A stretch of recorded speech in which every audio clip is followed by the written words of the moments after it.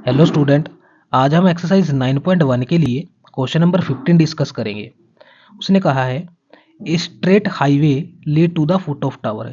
एक straight highway है कोई, वो टावर की तरफ जाता है, to the foot of tower, tower के फुट की तरफ जाता है, ठीक है।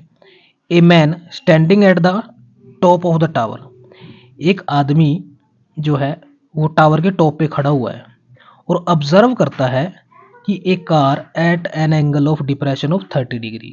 यानी कि अगर मैं एक टावर बनाता हूँ, लो ये टावर बना दिया मैंने, इस टावर पे यहाँ पे टॉप पे एक आदमी खड़ा हुआ है, ठीक है। वो ऑब्जर्व करता है कि एक कार को, तो ठीक है, ऑब्जर्व की उसने एक कार, ये कार को ऑब्जर्व की। यहाँ पे मैं बना देता हूँ 2 मिनट,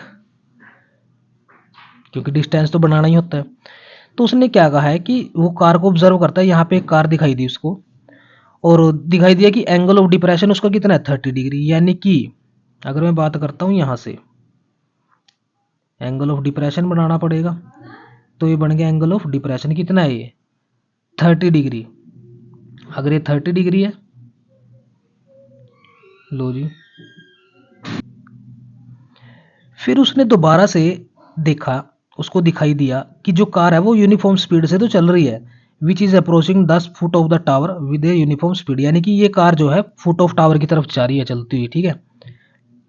6 सेकंड के बाद, 6 second later, the angle of depression of the car is found to be 60 degree. कि 6 सेकंड के बाद उसने देखा कि कार जो है कहाँ पे आ चुकी है, यहाँ पे आ चुकी है, क्योंकि वो फुट की तरफ जा रही है टावर के, तो इधर की तरफ ही जाएगी ना, ये तो टावर है। तो यहां से उसने जब दिखाई दिया तो उसको लगा कि कार का जो एंगल ऑफ डिप्रेशन है वो कितना बन गया 60 डिग्री। यानी कि अब हम 60 डिग्री बनाएंगे। ये क्या होगा 60 डिग्री, यानी कि यहां से यहां तक का जो एंगल है वो कितना है, पूरा टोटल 60 डिग्री। लो जी, अब सॉल्व कर लेते हैं इसको। सबसे पहले मैं आपको बता दूं कि अगर ये 30 है तो ये भी 30 होगा, क्यों, अल्टरनेट इंटीरियर एंगल बताया हुआ काफी बार। ये 60 है तो ये भी 60 हो जाएगा। लो जी, अब नाम दे देते हैं इनको, ए बी सी और ये डी। और एक बात और प्यारे बच्चों, सी और डी के बीच का डिस्टेंस कितना है, 6 सेकंड। क्यों, क्योंकि उसने क्वेश्चन में बताया कि 6 सेकंड के बाद कार यहाँ पे पहुंच गई थी, तो एंगल कितना बन गया था उसका, एंगल ऑफ डिप्रेशन 60 डिग्री, ये बन गया था ना। तो अब उसने कहा है कि यहाँ से लेकर यहाँ तक में कितना टाइम लेगी कार चलने में, ठीक है ना। बी सी की वैल्यू बतानी है आपने, तो मैं कंसिडर कर लेता हूँ कि बी सी की वैल्यू यहाँ पे कितनी है, एक्स, ठीक है ना बात। अब क्वेश्चन स्टार्ट करते हैं। तो फ्रॉम ट्रायंगल, इसकी हाइट भी कंसीडर कर लो, कितनी है, एच है। From triangle A D B, A D B में मेरे को क्या दिखाई दे रहा है, बी डी,